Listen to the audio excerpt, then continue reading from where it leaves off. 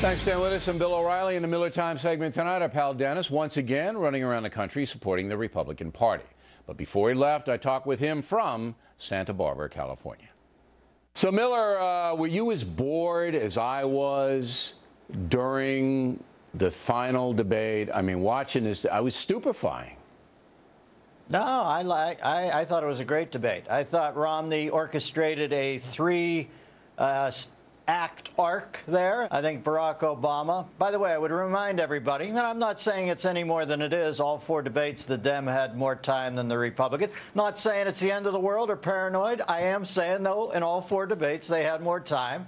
And I sometimes wish President Obama was as aggressive with the Arab world as he is with Americans who disagree with him. I mean, he had to have his one jerk moment, I think of them as, where he pulled out the bayonets and the ponies. And you know something, Bill, at some point, a show of force like Marines with fixed bayonets outside the Benghazi consulate might have been enough to preclude some of the issues that have happened over there the last month. I sometimes feel Romney is presidential and Obama is like the Gossam columnist for the Picayune Times. I wish he'd be more presidential, quite frankly. And you know something? Barack Obama at this point ought to thank God for one thing and one thing alone, or he wouldn't even be in this election. That's waterboarding. Because if they hadn't turned that Khalid Sheikh Mohammed pig upside down and poured water down his nose, and he spilled his guts that led to this guy croaking Osama bin Laden, he wouldn't even be in there with a chance right now.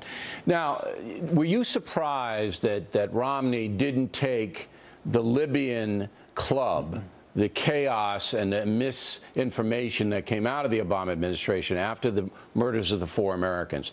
Were you surprised that Romney did not use that?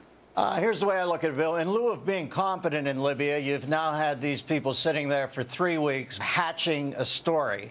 The fact that Romney didn't bite and Obama looped back around to Libya and he still didn't bite told me that that was a smart move by Romney. I didn't see it beforehand. Like everybody else, I wanted him to wade in. But guess what? Mitt Romney knows how to be Mitt Romney better than any of us know how to be Mitt Romney. And sometimes when you watch the NBA and a guy sets up in the low box, Shaq or somebody, and they lean back, and the guy behind him defending him instead of bracing him just backs away, and the guy falls backwards, that seemed to me what Romney was doing with Obama there. He just wouldn't go in. And by the way, I want to thank Newt Gingrich and Rick Santorum for inoculating our guy way back when they would get under his skin in the debates. I thought that served Romney well because he's seen behavior that is there to prick him, and he looked more presidential than the president. All right. Now, the United Nations is going to monitor the U.S. election.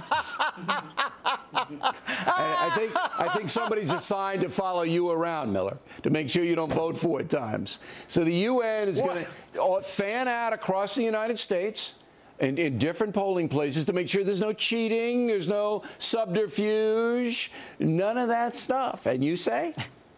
Here's the unspoken mandate for the UN. They're going to make sure Jews don't vote. That's what the UN's going to do. Listen, there are wolves in hen houses who are blushing about this. Why don't we just give Michael Moore the keys to the walk-in freezer while we're at it? I hope when they're out there keeping their eye on the evil GOP trying to manipulate the vote, if they happen to trip across a Black Panther wielding a pipe wrench, they'll do more than Holder did about that.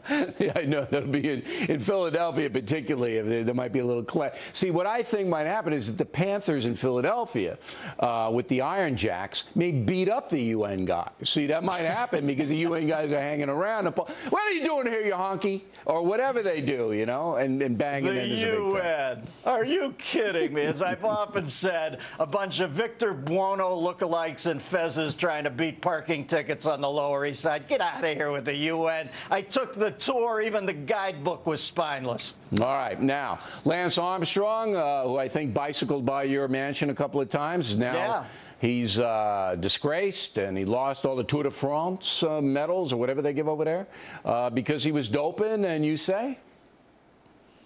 Well, he probably took away the medals, but ironically, he'll get to keep the yellow shirts. Listen, if he was doping, That's one thing. But, man, I have read a lot of articles about this guy bracing cats who are going to out him and talking about ruining their lives. If everybody doped on a tour and he doped and he was better doping, that interests me less than a man who looks at minions who have helped him and been protectors of the secrets. And when they were said that they were being deposed and sworn in and had to tell the truth, when he threatens their livelihood, that's a bad guy. That disappoints me about Lance. I've always been a fan. Races come and go, but that's the lasting legacy when you threaten minions, man. That is bad, bad form. All right, Dennis Miller, everybody.